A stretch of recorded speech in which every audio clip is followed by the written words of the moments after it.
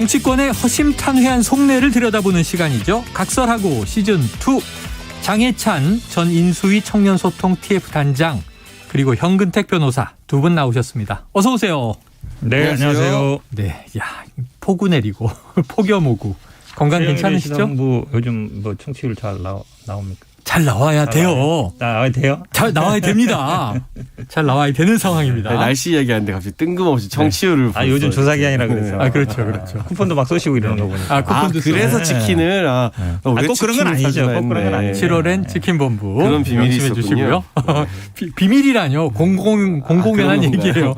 자, 그래서 오늘 두 분의 또 입담에 우리의 청취율이 달려 있습니다. 본격적으로 시작해 보죠. 오늘 두 분께서 꼽아주신 키워드 아주 흥미가 진진합니다. 하나는요. 극우 유튜버 누나 채용 후폭풍. 자, 이것도 좀 이제 요즘에 많이 회자되는 얘기고요. 또 하나는 사지로 내몬 탈북 어민 북송. 이것도 지금 또 핫한 이야기죠. 자, 먼저 현근택 변호사께서 꼽아주신 키워드 극우 유튜버 누나 채용 후폭풍. 이유는요?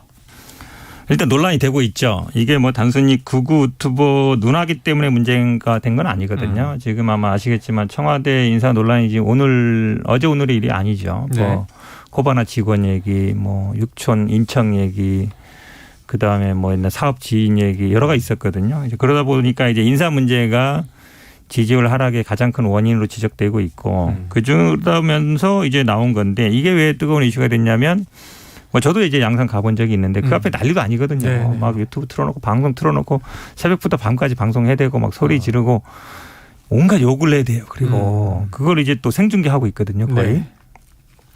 근데 그런 분이 이분도 문제인데 이분의 누나가 사실은 그냥 단순히 누나가 아니라 보니까 방송도 같이 하고 운영도 같이 하고 이랬던 분이에요. 그분이 대통령실에 근무한다. 그럼 당연히 양산시도 대통령실하고 관계 있는 거 아니냐라고 의심할 수밖에 없는 상황이기 때문에 문제가 됐던 것 같습니다. 자, 문제다 이렇게 얘기하셨는데 지금 먼저 말씀을 드리면 대통령실 입장도 나왔습니다. 이 안정권 씨의 누나 대통령실에 사직서를 제출한 상태다.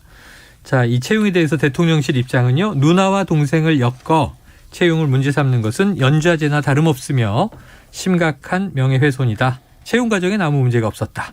자, 장 단장님, 요 사안 현 변호사가 문제 제기하셨는데 어떻게 보세요? 일단은 여러 가지 오해가 있을 수 있기 때문에 사직 의사 밝힌 건 잘한 처리라는 생각이 들고요. 네네네네. 다만 제가 알아보니까 이분이 뭐 행정관도 아닙니다. 행정요원으로 근무를 했다고 해요. 네네네. 행정요원의 이 거치라던가 뭐 가족이 누군가 이런 부분에 대해서까지 대통령실 고위 관계자들이 알 방법이 별로 없지 않겠느냐. 검증하거나 그리고 뭐. 이제 신원 검증 같은 경우 대통령실뿐만이 아니라 뭐 이 정부에서 임명하게 되는 많은 고위공직이나 뭐 이런 분들 신원 검증 서류 보면요. 형제 자매 기수라는 란이 없어요.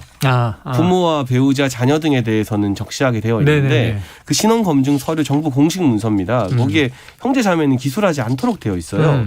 그러니까 사실 이 알려고 일부러 신경 써서 들여다보지 않으면 알 방법이 좀 없었다라는 말씀을 네네. 드리고 싶고 어떻게 됐나 제가 조금 나름대로 취재를 해보니까 이제 대선 과정에서부터 사진 찍으시는 분들이 있을 거잖아요. 네네네. 대통령님 그 당시에는 후보님을 따라다니면서 그 사진 찍는 분의 보조 역할을 했었다고 해요. 네네. 그러니까 뭐 그런 어떤 인연이 있어서 사진 찍는 분이나 그 홍보팀에서 보조로 채용을 했겠죠. 그러다가 지금도 계속 그 업무가 연장선으로 이어지게 되면서 홍보수석실에서 영상 편집이나 사진 편집 도와주는 행정요원 역할을 한 건데 이분의 존재를 가지고 뭔가 거대한 연결이 있다, 뭐 비호하는 거 아니냐라고 말하기에는 뭐 나름의 역할을 했겠지만 업무 자체가 보조적인 업무고 행정요원에 불과해서 네네.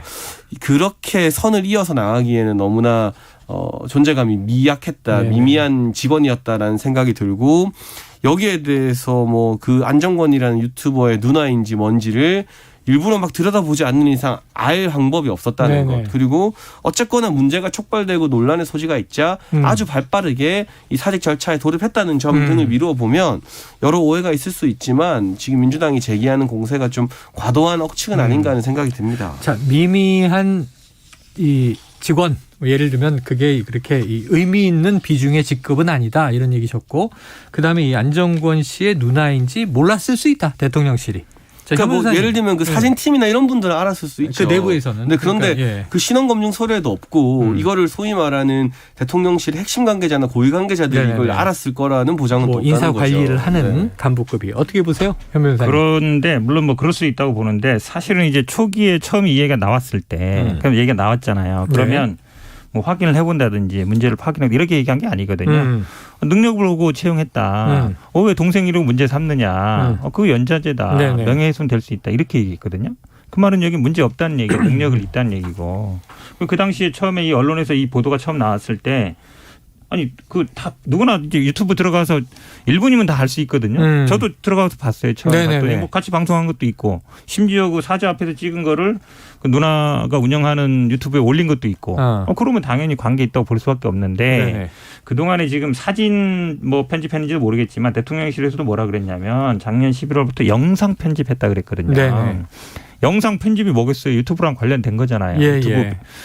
유튜브에서 영상 편집은 필수적인 거거든요. 그러니까 영상 컨텐츠를 편집하면 그걸 그렇죠. 어디가 그걸- 올려야 되니까 그렇죠. 대체로 이제 그런 유튜브 등에 올리죠. 일을 하신 분인데 그거를 대선 때부터 해왔던 분인데 이분이 갑자기 뭐 몰랐다라는 건 제가 보기에 약간 변명인 것 같고 네네.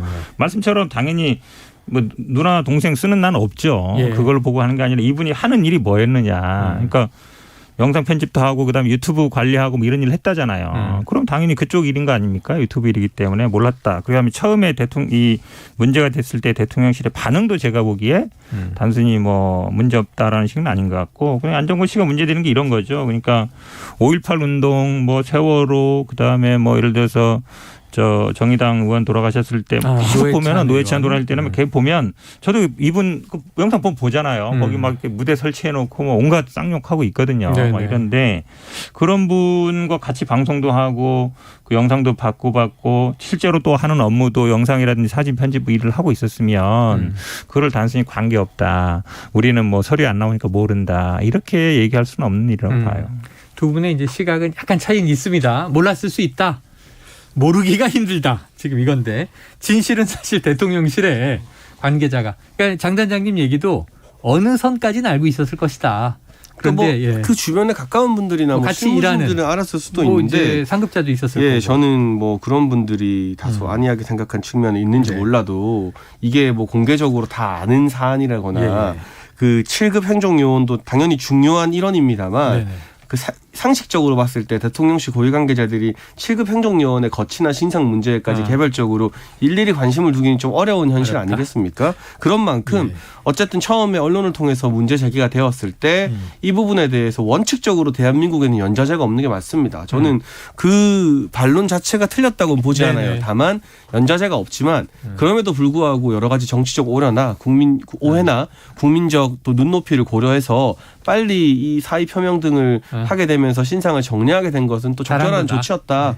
그래서 이게 사의 표명을 했고 이렇게 끝났는데 그 사이에 뭐 이분이 7급 행정요원이 용산에서 무슨 핵심적인 역할을 했겠습니까? 그런데 이분이 뭐 그 양산 시위와의 어떤 커넥션이다 이런 식으로 자꾸 네. 정치적 음모론을 퍼뜨리는 것은 뭐 그렇게 네. 건강한 비판은 아닌 것 같습니다. 자, 어쨌든 좀 확인하고 이 자세히 들여다볼 때까지는 이 누나라는 인물의 존재는 대부분 몰랐을 거고 적어도 이제 유튜버에서 이 안정권이라는 이름은 좀 무리를 이제 빚은 상황으로 많이 알려져 있었던 것 같아요. 문제는 요게 이슈예요.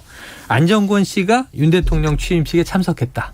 기억하시지만 이제 한 4만여 명 시민들이 그렇죠. 초청됐는데 이게 초청돼야 들어올 수 있는 거니까 특혜 아니냐, 어떻게 참석했느냐, 누구의 초청이냐. 근데 이런 이제 기자들의 궁금증에 대해서 대통령실은 확인해 드릴 만한 내용이 없다. 자, 요건 특혜냐 아니냐 이 논란은 어떻게 보세요? 아니 뭐 초청을 받을 수 있죠. 네. 4만 명이나 되는 거면 아마 이게 각 지구당에도 분포가 되고 아니면 인수위에도 분포가 되는데 근데 누가 초청장을 줬는지 모른다. 그건 말이 안 돼요. 왜냐하면 이게 뭐랑 연결되냐면 결국은 누가 추천했느냐랑 관계되는 거예요. 그 사람이 네네. 추천할 가능성이 높거든요. 7급 행정요원이라 해도 추천하는 사람이 없으면 쉽지 않습니다. 왜냐하면 다 들어가려고 하거든요. 그다음에 거기서 뭐 행정관 승진하고 선임 행정관 승진하고 이런 식으로 많이 가니까 그게 어찌 보면 이제 많은 정치를 꿈꾸는 사람들의 길이기도 하고 네. 그러면 결국은 왜냐하면 그거 관리는 다 돼요. 인쇄이든 아니면 뭐 준비든지 간에서 둔 게 있을 거거든요. 그럼 누가 초청했으니까 온 거예요. 그래서 이 얘기 하지 않는 거는 제가 보기에 인사 추천 누구 했느냐 지금 야당에서 따지고 있고 결국은 누가 이 사람을 여기에 어쨌든 추천해서 일을 하게 되느냐 이 문제거든요. 이제 네. 그거에 대해서 이제 발빼기 하는 거죠. 한마디로 얘기하면 꼬리 자르기다. 그러니까 모르겠다라고 하는 겁니다. 그러니까 갑자기 이제 과거에 뭐 능력을 봐서 이랬던 분이 그럼 과거에 뭐 했냐 물었더니 과거에 뭐 했는지 모른다. 그 말이도 보면 웃기잖아요. 본인이 해왔던 게 영상 편집이고 유튜브 해왔던 분인데 과거에 모른다고 하는 거나 누가 초청했는지 모른다는 거나 다 제가 보기에는 그냥 꼬리 자르기다. 꼬리 자르기다. 뭐 알 수 있을 것이다. 근데 이제 알 수 있다 하더라도 그렇게 윗선은 아닐 이 것이다. 대통령 취임식에 진짜 4만 분이 오셨어요. 정말 그 사진 보시면 아시겠지만 그 중에 한 명 초청장을 받은 건데 네네네. 그게 저는 특혜일 수는 없다는 생각을 하고요. 네네. 이게 인수위 측에서도 그렇고 국민의힘 정당 차원에서 또 각 지역 지구당이나 시도당 차원에서 정말 많은 초청장을 드렸습니다. 네. 그러니까 저만 해도 제가 초청장 명단에 올린 분들이 거의 한 수백 명은 되는 것 같아요. 네네. 그러면 수백 명. 그렇게 정당에서 활동을 하거나 뭐 선거 과정에서 활동했던 분들 중에 일부가 초청장에 누구 이름을 넣었을 수도 있는데 그게 예를 들면 이게 정말 말이 되는 비판이고 주장이려면 그때 대통령 취임식에 약 한 1,000분 정도는 네네. 취임식 단상에 같이 앉는 분들이 있었어요. 그렇죠, 그렇죠. 거기는 아마 네. 지정석이었을 겁니다. 네네네. 그런 자리면 모르겠으되 그냥 이 일반 초청한 국민들과 함께 다 앉는 그 4만석 중에 한 분 자리를 줬다고 해서 네네. 이게 뭐 특별한 관계가 있다 뭐 그렇게 보는 것은 좀 과도하지 않나 생각이 들어요. 단상 위의 지정석이 안 좋았습니다. 햇빛을 정면으로 받았고요. 4만여 분은 이제 무지개 같은 걸 또 보는 좋은 자리였었죠. 당시를 생각해 보면. 자, 이 안정권 씨, 문 전 대통령 양산 사저 앞에서 시위를 벌여왔다. 이것도 지금 논란인데 이를 두고 윤 대통령이 전 대통령 사저 앞 혐오 시위를 방관하는 거 아니냐 이제 이런 목소리가 나온 겁니다. 관련 육성을 듣고 와서 이야기를 이어가죠. 그곳에서 이제 욕설 시위를 하고 있는 사람 가운데 한 분 안정권 씨 친누나가 대통령실에서 근무한다는 사실이 알려지지 않았습니까? 이게 뭐지 이런 생각이 들어요. 만약에 자기가 그렇게 연관이 안 돼 있었으면 만약에 누나가 그런 데 없었으면 이번에 이제 검색해서 안 오겠지라고 생각을 하고 말아버리는 건데 네. 이거는 뭐지? 그 통보실에서 근무를 했다 그러니까 좀 마을 입장에서는 기분 나쁘고 저 역시나 그 사람도 저한테 욕을 했었거든요. 그러니까 안정권 씨도. 왜냐하면 박모 씨, 뭐 보자기 만드는 사람한테 공기 뚜껑, 장독 뚜껑 만들어 파는 사람 뭐 이렇게 조심하라면서 조사할 거라면서 그런 말 하시더라고요. 아니 본인이 무슨 권한이 있다고 조사한다는 얘기를 했는데. 그러니까요. 그래서 그렇게까지 말하게 된 게 저 누나 때문이었나? 는 갑자기 그런 생각이 드니까. 네. 물론 그게 아니었으면 하지만 합리적인 의심인 거죠. 네, 지금 들으신 내용은 이제 오늘 아침에 라디오 인터뷰인데요. 문재인 전 대통령 사저가 있는 평산마을 주민 박진영 씨가 지금 이 관련해서 애로사항을 토로한 내용입니다. 자, 문재인 정부 청와대 국민소통수석 지냈던 윤영찬 의원 홍보수석실에 근무하는 안모 씨는 안정권의 누나이면서 본인이 극우 유튜버로 최근까지 활동했던 사람이다. 그러니까 그냥 이제 극우 유튜버의 누나가 아니라 본인도 유튜버다 이렇게 얘기를 하면서 그의 존재가 일선 경찰 입장에선 어떤 사인으로 받아들여지겠는가 이런 주장을 한 거예요. 대통령실에 근무한다는 자체가 일종의 시그널을 줄 수 있다라는 해석인데 이 주장 현 변호사님 어떻게 보세요? 이게요. 저도 들어오고 나갈 때 욕 엄청 먹었거든요. 욕해요. 들어오고 그냥 양산 사저에? 그렇죠. 거기를 안 거치고 갈 수가 없어요. 통로를 다 지켜보고 있는 거예요? 아니 거기 들어갈 때 그 길을 통해서 가야 돼요. 네. 그리고 들어오는 나가는 사람이 다 보이기 때문에 그럼 막 뭐라고 욕하거든요. 뭐 저거 저쩌고 막 욕하던데 마찬가지죠. 이분들 이제 마을 주민이고 뭐 문재인 대통령하고 뭐 막걸리도 먹고 이런 게 알려지니까 또 막 이제 뭐 조사할 거다 이런 얘기를 한다는 거잖아요. 네. 한마디로 얘기하면 위협을 하는 거거든요. 근데 이제 마침 누나가 만약에 대통령실에 근무한다 그러면 이 사람이 믿는 백이 있나 보다 생각 안 할 수가 없는 거죠. 그러면 이제 그 앞에도 현장에도 경찰들이 와 있습니다. 왜냐하면 사저를 지키는 분도 있지만 양천 경찰서에 있는 분들도 있거든요. 제가 그때 갔을 때는 그냥 구경만 하고 있어요. 예를 들어서 소리 지르거나 막 이러면 뭐 말리거나 막 이래야 되는데 별로 안 그래요. 사실은 어찌 보면 뭐 집회 시위는 할 수 있죠. 당연히 자연 보장되는데 쌍욕을 하고 막 이제 소리 지르고 특히 이제 거기는 조용한 시골 마을이잖아요. 그럼 이제 아침에 일어나고 저녁에 주무시는 분들이거든요. 근데 아침 새벽부터 하고 밤늦게 하고 이러면 잠 못 자고 주는 분들이 되게 많아요. 근데 그런 거에 대해서 이건 사실은 시위 문제가 아니라 괴롭힘 문제, 폭력의 문제거든요. 근데 그런 거를 수수방관하고 있다 이런 얘기들을 많이 듣고 있거든요. 그러면은 그 배경이 뭐냐, 왜 그랬느냐. 왜냐하면 사실 윤석열 대통령이 어느 정도 선을 그어줬어야 돼요. 근데 뭐 사저 앞에도 되고 뭐 법대로 하는 거 아닙니까? 네네네. 법대로 하는 거죠. 법대로 하는데 사실은 남을 괴롭히거나 폭력을 행사하는 건 안 되는 거잖아요. 본인의 주장을 할 수 있는 거지만. 근데 거기 한번 저도 유튜브도 들어보고 가보면 정말 가관이 아니에요. 온갖 욕을 다 하거든요. 네네. 그런 거는 제가 보기에 뭐 경찰이 문제가 아니라요. 제가 보기에 윤석열 대통령이 어느 정도 선을 그어줘야 된다고 봅니다. 네. 근데 이 양산의 경찰분들이 얼마 전까지 이 안정권 씨 누나가 대통령실 행정요원인 거 알았나요? 몰랐습니다. 네네네. 그리고 뭐 수석이나 비서관, 뭐 선임행정관 하다못해 행정관도 아니고 네네네. 행정요원의 존재 때문에 그분들이 부담을 느낄까 싶기도 한데 어쩌면 비서관 이름도 모를 수 있어요. 혹시나 싶어서 그런 오해가 있을 수 있으니까 알려지자마자 네네. 그 대중에 공개되자마자 바로 사의를 네, 표명했잖아요. 네, 네. 부담을 그러니까 느껴서. 이제까지도 그렇고 앞으로도 그렇고 네네. 이 누나라는 분의 존재 때문에 양산의 경찰들이 부담을 느낄 일은 예. 저는 없다라고 보고 있고, 어디까지나 저도 막 욕하고 좀 모멸적인 단어 쓰는 시위 방식이 부정적인데 오늘 또 보도된 사진을 보니까 또 시위 좀 과격하게 하시는 분들에 대해서는 경찰이 현장에서 체포하는 그런 사진도 보도가 되더라고요. 그러니까 법적인 기준이 있을 거예요. 네네네. 집시법에 뭐 데시벨이라고 해서 소음 측정도 그렇죠, 하고 여러 그렇죠. 가지가 있을 겁니다.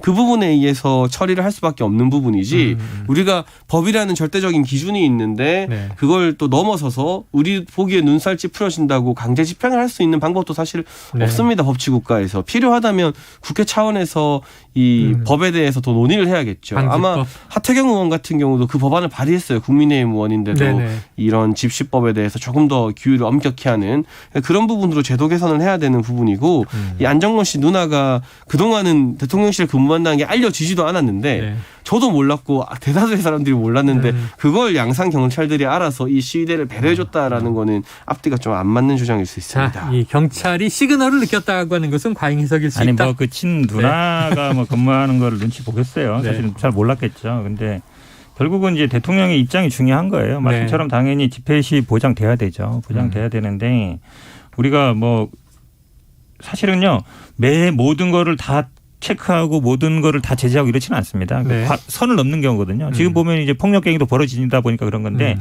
욕을 하거나 이런 걸로 또 사실은요 경찰이 제재할 수 있어요. 예를 들어서 이거 모욕이라든지 네. 남 비난하는 거라든지 하지 알겠습니다. 말을 할 수 있는데 그런 걸 안 하고 있으니까 문제 삼는 거예요. 자, 욕설. 예, 욕설은 좀 안 했으면 그리고 밤에. 좋겠습니다. 네. 밤에 하는 것도 문제 있죠. 소음 당연히. 알겠습니다. 자, 이게 키워드가 두 개인데 시간이 지금 막 가고 있어요. 그래서 장해찬 전 단장께서 꼽아오신 키워드로 넘어갑니다. 사지로 내몬 탈북어민 북송. 이 내용 뭐 다들 청취자분들도 어떤 사안인지 아실 텐데 그래도 장 전 단장께서 배경 설명해 주시죠. 그러니까 저는 그 한 장의 사진이 안겨준 충격에서 아직도 헤어나오지 못하고 있는데요. 통일부가 공개한 그 탈북 어민들이 판문점 앞에서 북한으로 넘어가지 않기 위해서 정말 절박하게 아둥바둥하고 있는데 우리 군인들이 강제로 그 탈북 어민들을 북한으로 넘겨버리는 사진. 네. 그 한 장의 사진 앞에서 대한민국이 과연 인권을 중시하는 국가인가, 또 유엔이나 이런 세계 국제사회 앞에서 할 말이 있는가라는 생각을 네. 했습니다.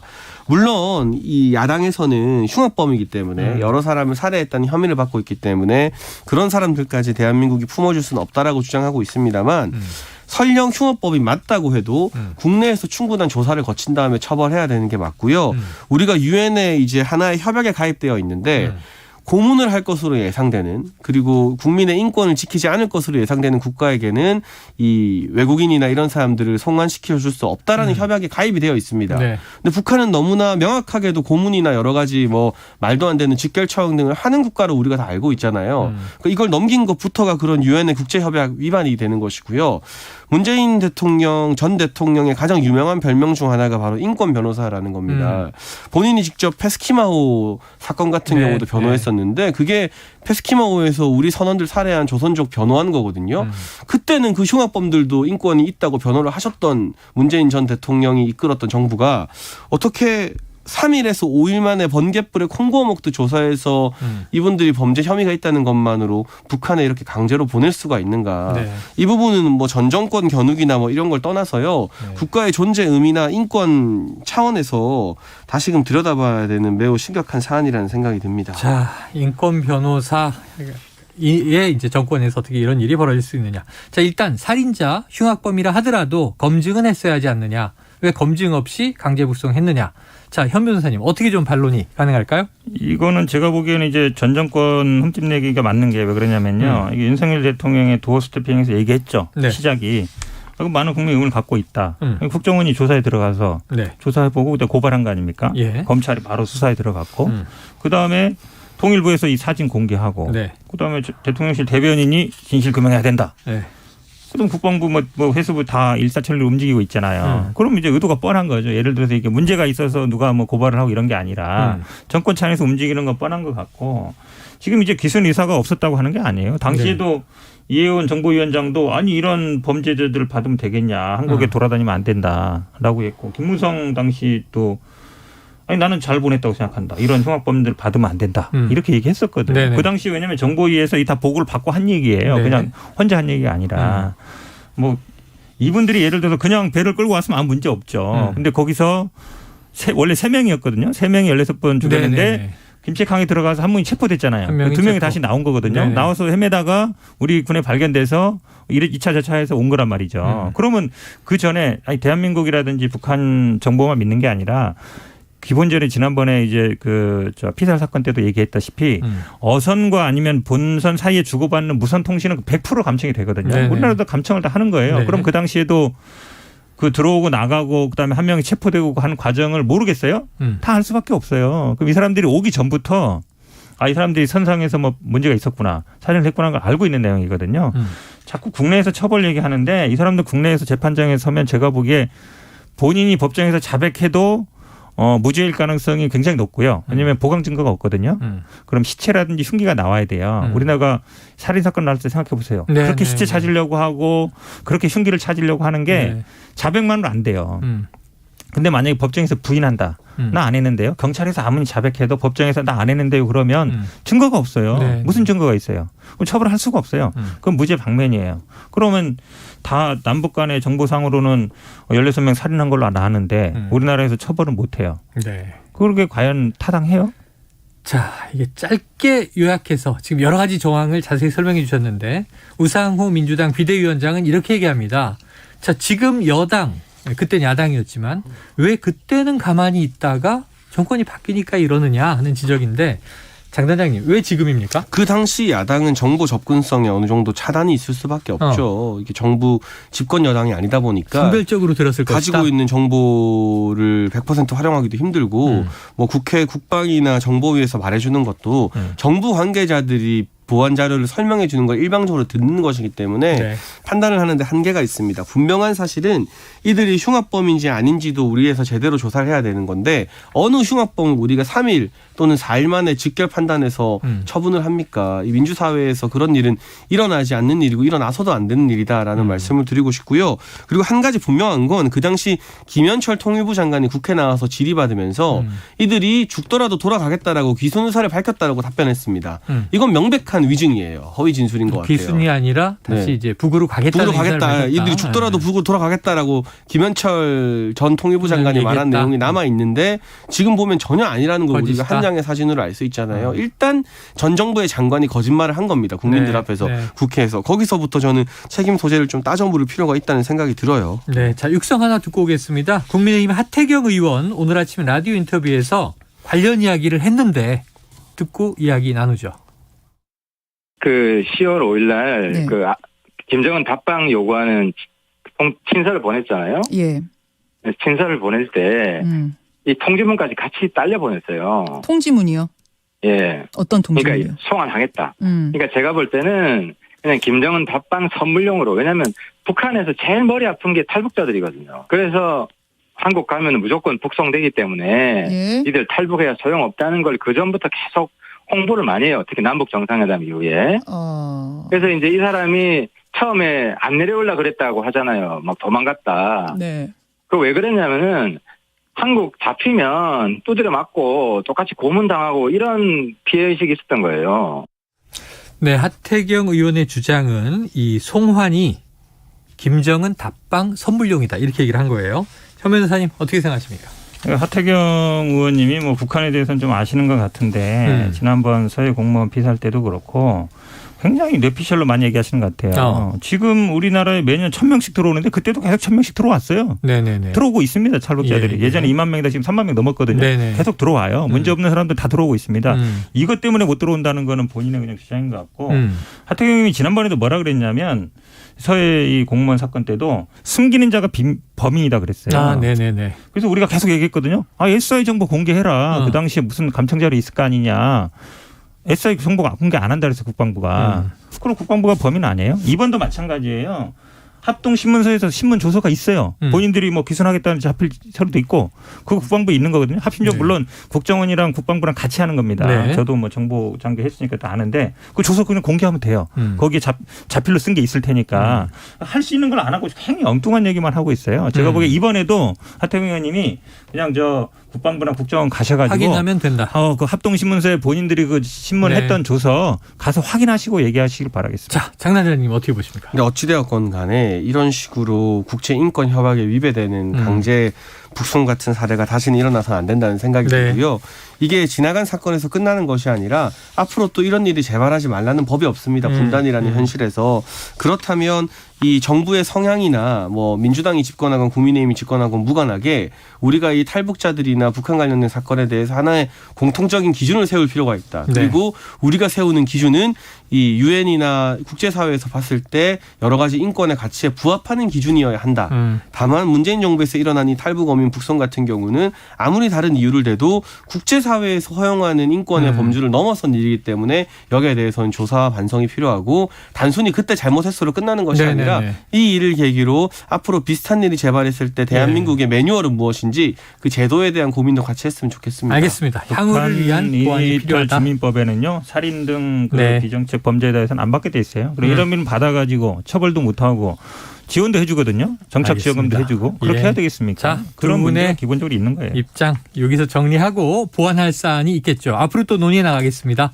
자, 장해찬 전 인수위 청년소통 TF단장, 형은택 변호사와 각설하고 시즌2였습니다. 수고하셨습니다. 수고하셨습니다.